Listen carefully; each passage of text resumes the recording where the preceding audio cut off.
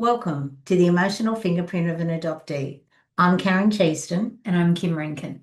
And today we're going to go and explore how we decided to create or to co-create our loving mother-daughter relationship after nearly 2 decades of a tumultuous reunion journey.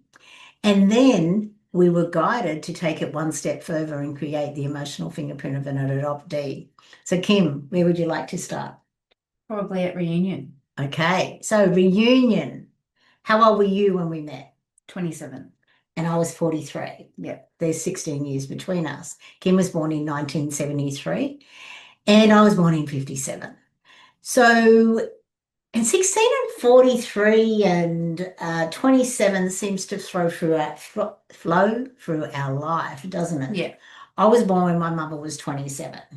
You were born when I was 16. You had your daughter when you were 27. And my mother was 43 when you were born. As was my adopted mother. So I was 43 when we met and your daughter was born. This 27, 43, 16 just seems to flow through our life. We haven't really delved a lot into that, but we do like them as our lucky numbers, if nothing else. So you were 27, and I've mentioned that your daughter was born 6 months before. You responded to my letter, which I had written 5 years earlier. Okay. So what was that journey like from receiving that letter all the way to I now need to respond? Just briefly. From the time I was 15, 16, I really needed you in my life. But when I turned 18, the laws changed in 91 and I could actually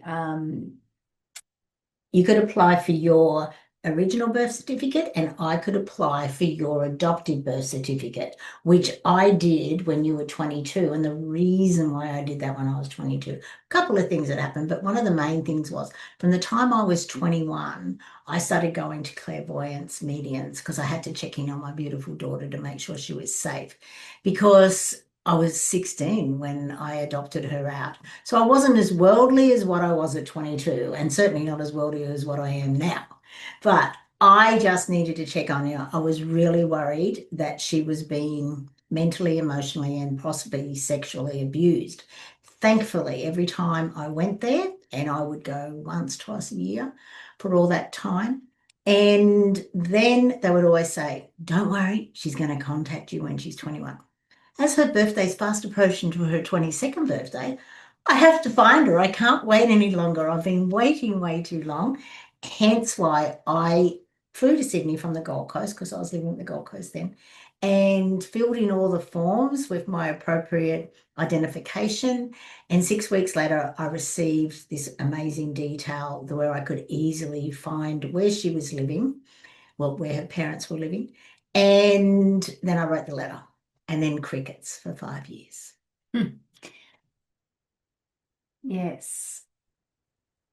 I don't think I ever felt good enough to respond to your letter. And that's what held me back in 91. That, I didn't get into university like I'd hoped to do, and all my friends were. So my sense of self-worth was quite low. And I didn't feel like I was enough or I'd achieved enough. So I thought that you'd be disappointed in who I was. Which I would never have been. But you didn't know that. And what we've found in our research as we've been bringing the emotional fingerprint of an adoptee together, that's quite a common trait. Yeah. And why is it such a common trait? I think because, the fear of abandonment and rejection is carried forward. But when your mother abandons you in your light, and from your wounded inner child's perspective, I'm not good enough.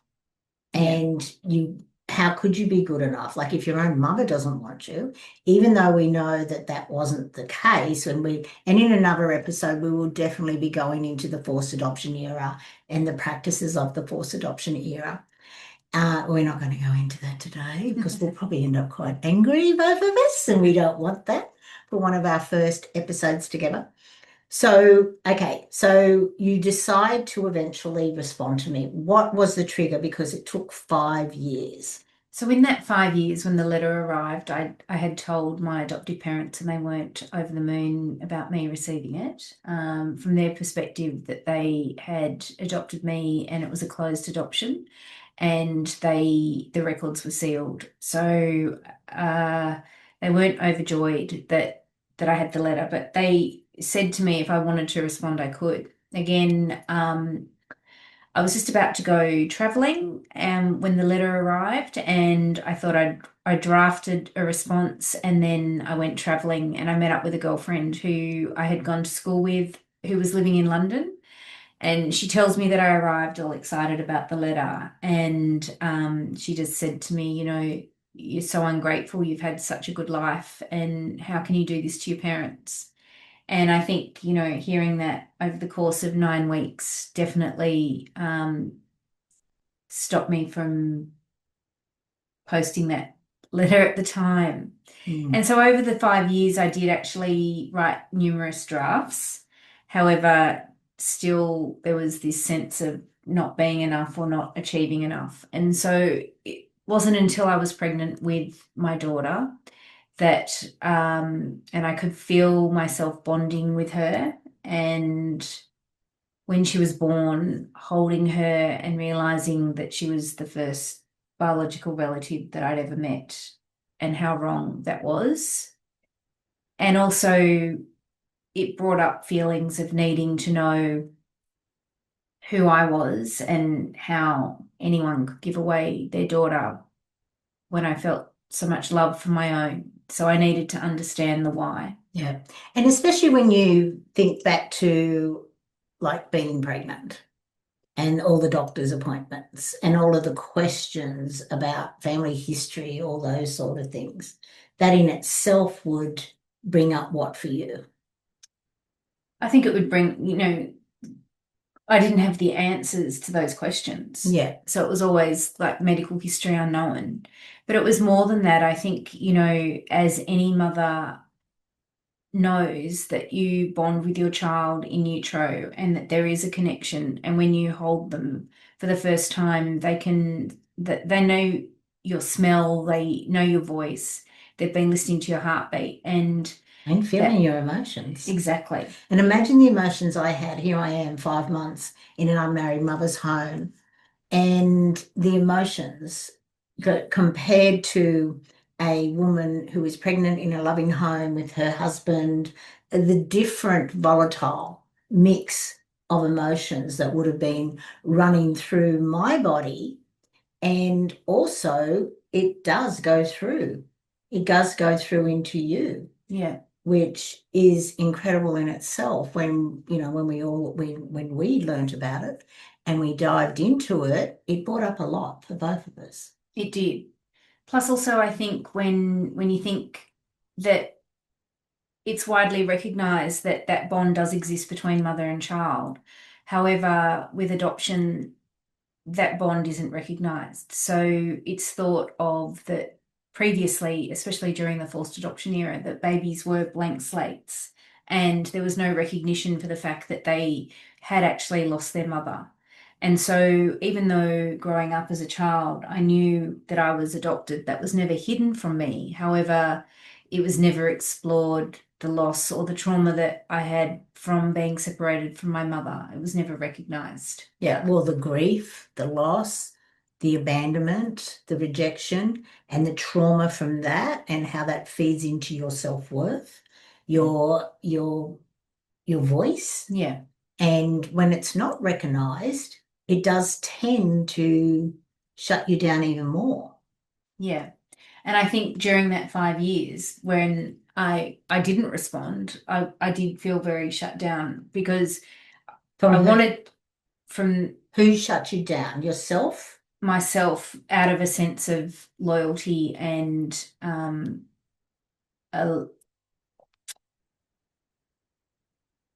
guess you had, so it wasn't just your parents, there was also your friends. And being told, I'd had a good life and that And you had had a good life. All my needs were met materially. Yeah. So, but there was love. it was a loving home. However, emotionally, my needs weren't Yes. rec- Yes, yeah. but it was not only your needs, it was also, I guess, your nature side of you was never recognized because you are going to be different. Your nurture will be the same from your adoptive parents. You'll be nurtured the way that they would have nurtured any of their children. But it's the biological part of you which is going to be different. Even something as natural as we're both really good at maths. Yeah. And we both laugh a lot and we both sneeze 3 times really, really loudly. And everyone's going, okay, there's only 2 today. What's going on? Where's the third one? Sort of thing. But, and we do look alike. Yeah. Just a tad. But I feel that the older we get, the more we look alike. Yes. For some reason. But that seems to happen anyway. Like, when you're young, your friends are sort of tend to be a similar age, but then as you age, they can be any age and you sort of get on. So it's something like that. But anyway, right. So I respond to your letter after you eventually write it around Easter of 2001 when I receive it, which was very exciting. I couldn't get over it. I'd waited so long for this letter. And I had said in my letter, if you don't respond, I totally understand because that means that you have had that good life, which I had been brainwashed to make sure that if I love my daughter, I will give her away to these middle-aged, wealthy couples who will give them everything that I cannot. And the other at side of 16. that what I heard was that my mother loved me so much that she'd given me away. So Yeah. the conditioning that we both have spoken about with each other and come to realize that we both experienced, Yes. that was that impacted our reunion journey and It did how we impact our ended journey. reunion. So when you think about reunion as two strangers who have bonded and been separated and carry the wounds of that separation, and we're both coming to it with 27 years life experience. Yeah, and trauma and hidden trauma that's been buried and buried and buried, suppressed, which as we know can turn into depression. Not that we were in depression, probably in denial a lot more than depression. And it does create a I'm fine scenario. Yes. I haven't been affected. Yeah. Everything's good. And I think for me, I knew deep down that I was affected. However, I was telling everyone around me I was fine, including you. And we all know FINE stands for feelings inside not expressed. Yes. And we all need to understand that because we'll be talking about FINE a real lot. Yeah. Because people need to understand that their feelings are important and it's important that they can express them. However, I think growing up and never exploring the experience of being adopted and never being given any vocabulary around it. Yes. Those feelings were deeply buried and I didn't know I was allowed to feel them. So I was searching to understand myself, but I wasn't, the resources weren't, I wasn't aware of any resources at that time. So, and there weren't a lot. We entered reunion, us. And I did say to you a couple of times that maybe we should go to some counselling. And you were like, no, we don't need counselling. We're fine. Yeah. But the thing is, even if we had chosen counselling at that stage, we may not have chosen the right counsellor because a lot of counsellors and psychiatrists and psychologists do not understand the adoption trauma. They do not understand the emotional and psychological trauma that being separated from your biological family, especially your mother, creates, in a child, in their child. And who knows, that might have wrecked us even more. Maybe it was a right choice. Yes, so we embarked on a roller coaster ride. We did. And it was a roller coaster ride that had a lot of distance between us actually even coming together. And when we did come together, it would be for a 2-3 hour dinner where Miss Ice Queen here would walk in and I would go, well, you don't look like you want to be here. You sure you don't want to go? Well, I'm here now. I would receive and then slowly chip away at the ice, and then the 3-hour dinner would end and we would hug and cry. And a lot of the times we would walk away crying from each other. Not that either of us knew that at the time. No. And we did not realize that, that we were not being very kind to each other, not being very loving. And we just thought it was them and there's something wrong with them. And of course, there is nothing wrong with anyone. It all comes back to what happened to you in everything. I think, we have been in reunion now for 24 years. Yes, and a half, probably. And it's only been in the last 5 years that we've actually been able to. 6 years. No, 6 years, yeah. Since 1819. That's when we started. Well, I moved back to Queensland. So I moved to I was born in New South Wales. I moved to the Gold Coast when I was 19. And then I lived here for, I think, 24, 25 years. Then when we were in reunion 2 years, I moved back, which put Kim into overwhelm. And then I stayed there for 15 years. And then when I moved back here in 19 to be with the boys, Kim's brothers, who were starting to have children, that's when we got close, which is ridiculous considering we were like, 3 or 5 Ks from each other at various stages? Yes, but I feel that when you moved to Sydney 2 years in, it was very overwhelming. And, we now know that reunion should move at the pace of the slowest person. Well, that was me. That was never going to be me. I'm a Gemini and we just move along. Let's make this happen. Which is very was very, very wrong. I'm not telling anyone to do that. From lived experience, do not do that. So move along at the pace of the slowest person. So you can put a little light under it every now and then, but that's the best way to do it. Yeah. So I built walls and boundaries and shut my mother out. Yes. Which in turn shut your whole family out, which is really, really sad. Yeah. I didn't know. I knew when seeing you, it was bringing up emotions and feelings inside. And because I didn't have any words or permission to feel them, I didn't feel I had any permission to feel them, that the easiest way to deal with them was to keep them buried. And I had a young family at the time. Yeah, which is not easy. I was compartmentalizing those feelings and in order to show up the best I could to mother my children. So I've lost my train of thought. That's okay.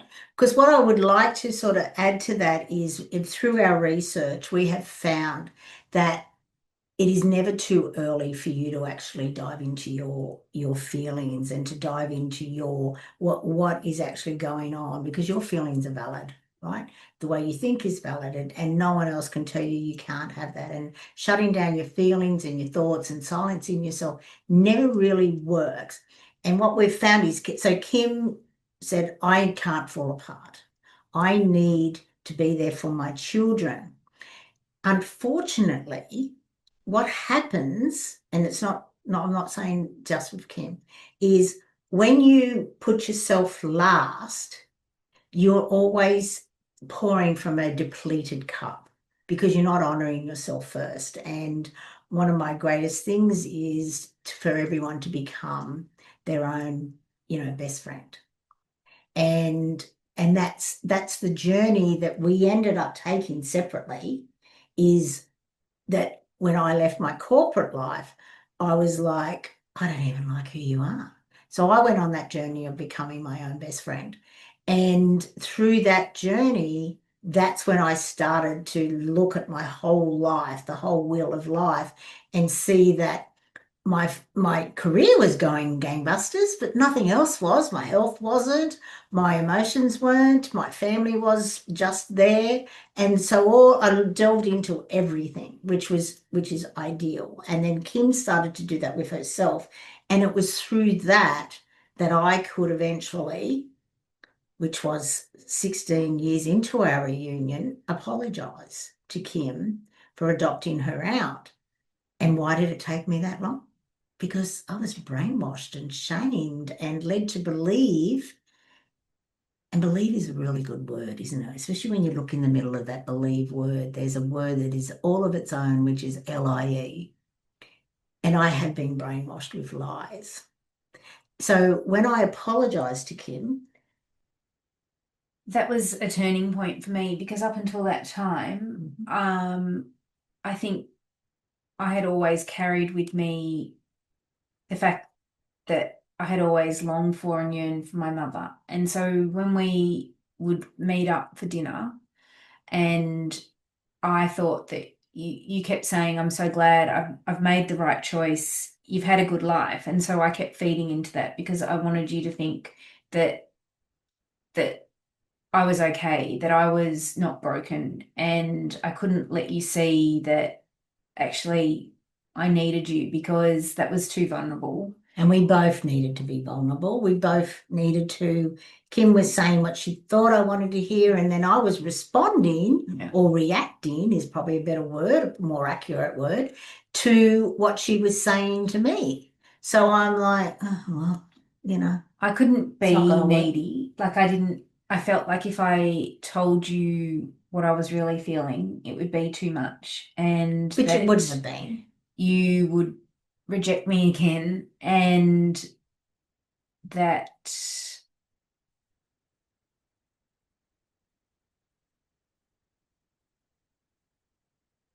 I don't know, I just couldn't. Yeah. I just didn't want you to think that I needed or wanted anything from you, And because she's still a little bit like that every now and then as well. And I'm like, oh, just ask. If you don't ask, the answer's always no.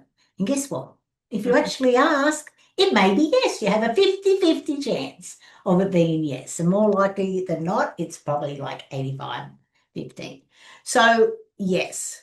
Anyway, from that time on, we still had a lot of not so ideal times, but they were starting to get more and more. We were starting to look at some resources where, and I think it allowed me to lower my walls a little and actually think, okay, well, you've apologized, because all I've wanted to hear is that you wanted and needed me, and that I was missing from your life, whereas I hadn't been hearing that. And so I found that very difficult, because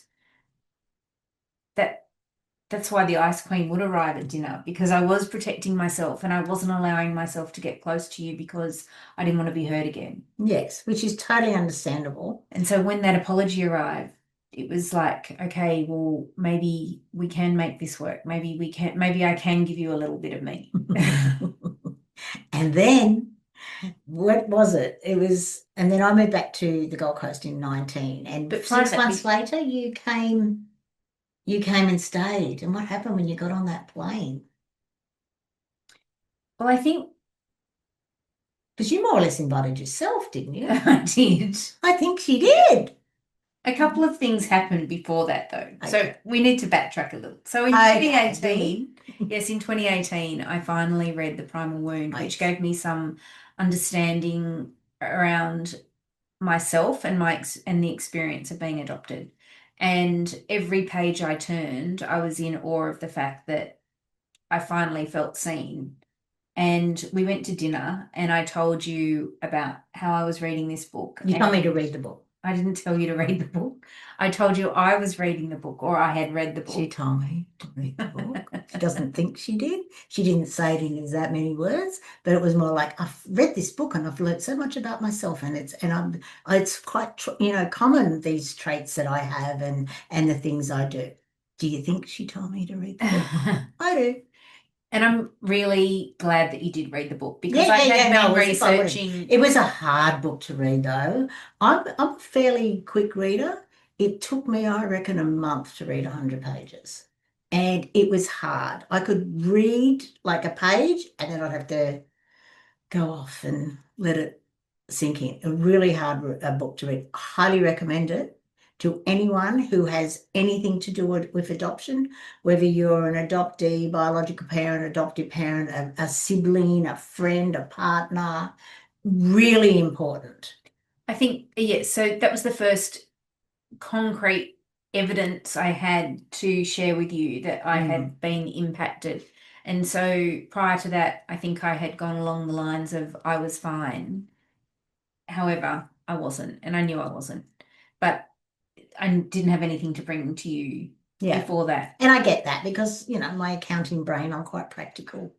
So, it can be science-based, but I'm also a very spiritual person. So I do get that emotive side and all that other side to it, so which is good. So I think, and then from there, so we both read The Primal Wound, we had some understanding, and then in 2019, you moved back to the Gold Coast. So, which was quite devastating for me at the time. Yeah, but see, it was, but there was, but it wasn't. But remember, because before that, I sold my house in 16, and you text me because you saw it for sale, and you went, "Oh, are you going back?" And I said, "No, we're still going to live here. We're just selling the house at the moment." But it was like, so I give you a couple of years' notice. That was potentially as happening. well. But I would Not never that you have ever told said that. No. Exactly. Because- Anyway, so I moved back. You get on the plane. What happened when you got on the plane after she invited herself? So one of my sons was playing rugby, Yes. not far from where you lived, and I asked if it would be okay if I came to stay, which in itself is extremely unusual because I think I'd only been to your house a couple of times in Sydney. Yes. And the fact that we couldn't really get through a 3-hour dinner without leaving, sometimes having an argument or a disagreement. Yeah. And both But it of us had helped leaving that in I stopped drinking. I stopped drinking at the end of 2018. I decided it was time for me to stop drinking. I decided that sometimes I'm not ideal when I was drinking. Sometimes I was really okay. But other times, and I decided that one of the main reasons was to have a relationship with Kim because I'm the parent. It was time to me to stop drinking anyway. So I did it really well. I did it 2019 alcohol-free year, hence why she probably invited herself. If I'd been drinking, it might have been different. Yes. Yeah, but it's I have no problem acknowledging that. So I did it for the year, got to the end of it and went, don't miss it, don't crave it. All my relationships are better. Why would I drink anymore? Not that I'm saying or judging anyone who does. It was just the right time for me. So that helped. So my son was playing rugby and I asked if I could come and stay. And leading up to it, I was a little apprehensive, maybe a little, actually, no, I think I was a bit excited to see you. And then I got to the airport and I think I had a glass of wine to get on the plane. And then mid-flight, I had a panic attack and thought, what the hell am I doing? We can't even get through a 3-hour dinner. How can I go and stay in your house? Yeah. And be in your space? And it is hard to go into people's spaces. Common ground's normally ideal. Yes. So the plane landed and I thought I can't get off the plane. I can't walk into the terminal. What have I done? Meanwhile, What I had have got I there done? half an hour before the plane was due to land. And is waiting at the Gate. departure gate. So yes, at the gate, yes. At the arrival gate. The arrival You gate, left the yes. party. Same Ready gate. to depart. It's the same gate. And yes, all those overwhelming feelings and panic that I'd felt over the years and like Yes. things happening too quickly happened as I was walking off the plane and you were there to meet me. I was like, oh my God, like as if I wouldn't be. Anyway, and it was while I was here during that trip that we went for a walk, and I had said to a friend a couple of weeks leading up to my visit that she said to me, why are you going to stay in her home? And I said, I think I've come to the realization that I could never get close to you while you're in Sydney, because what if you left me and you had left? So maybe now I could. Which is so shows sad, isn't it? Like the times we could have had in Sydney. I think it shows how deeply wounded. Yeah, my fear of abandonment is. Yeah. And it is, and it's important for people to understand that when they have an adoptee in their life, that is constantly running for them unconsciously, subconsciously. A lot of the time they're not even aware of it. So when they're doing and saying things or not doing things and not saying things, it is really good to look into it, to look into the what happened to you. What is this about? It goes beyond behavior that the way other people would respond.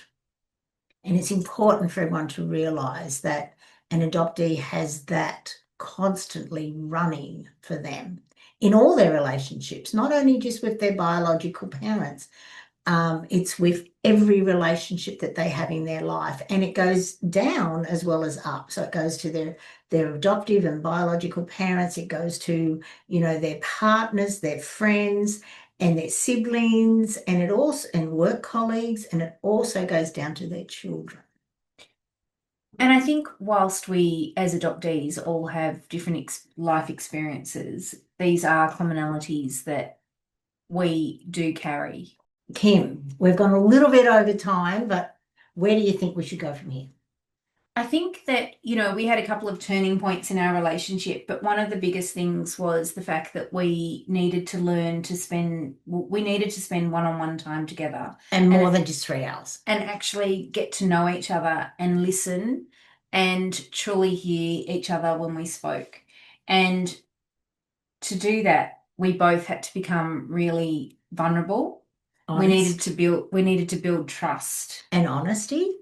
Yeah. And tell people when we're not fine, and when what they have done is not fine or did not do is not fine. And we need to continually be open, vulnerable, honest, trust each other. And it's been,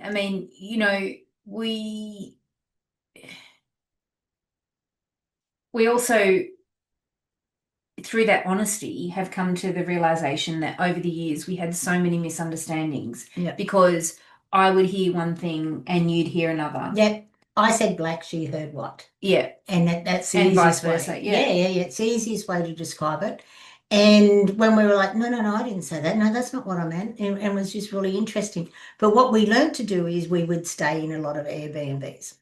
And we are still at the stage, and I think we'll always be at the stage, where we like 2 bedrooms and 2 bathrooms. And there's nothing wrong with that.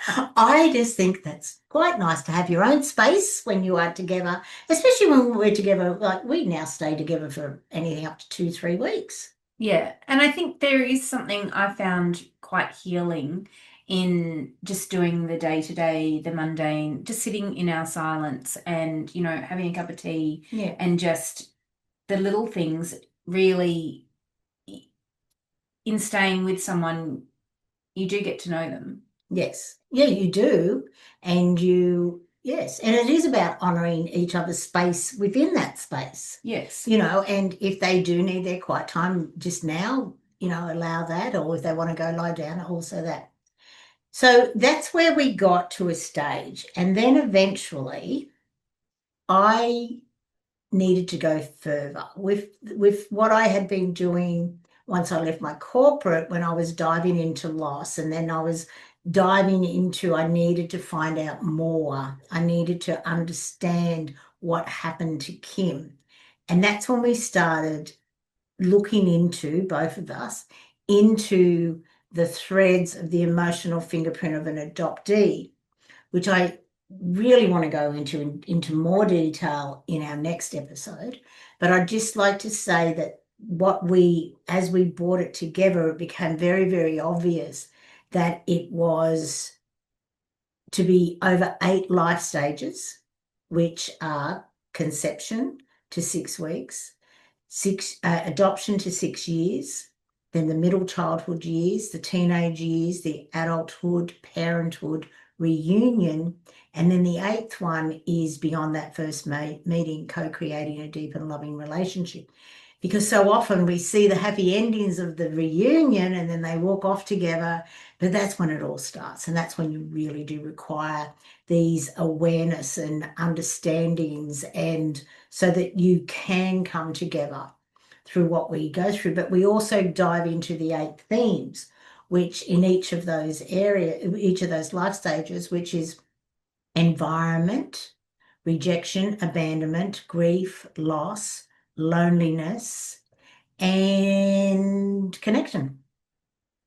Yeah. Yeah, which is really important. And it's great. It really is great. Yeah. And we feel, and I can say we feel that our journey, as tumultuous as it was, has brought us to a place where we needed to find out more. Our brains are very similar and we needed to deep dive into it so that we could have a look at it all and lay it out. And then it's like, oh, we've traveled this road so we can make it easier for other people. Because, if you look at the forced adoption era, which ran from 46 to the early 80s, the adoptees are starting to age. And if reunion is possible, and we so hope it is, and of course we explore when it's not, it's important for people to not have to walk a nearly 2-decade journey to get to come together. Because I think if we had understood Definitely. how adoption had impacted my self-worth, my relationships, and my beliefs, the whole lot of it. Our journey would have been very different if we'd had this understanding from the beginning. Yes. And not tried to navigate it on our own and coming from our own beliefs. Yeah, and wounds. So I think this is a wrap up for today. Thank you, Kimberly. Thanks, Mum. That's okay. And we look forward to reading your comments. Please comment below. Please like and share and join our channel. And there'll be many, many, many more conversations where we not only deep dive into us, but we also deep dive into the emotional fingerprint of an adoptee. Thanks for being here. Thank you.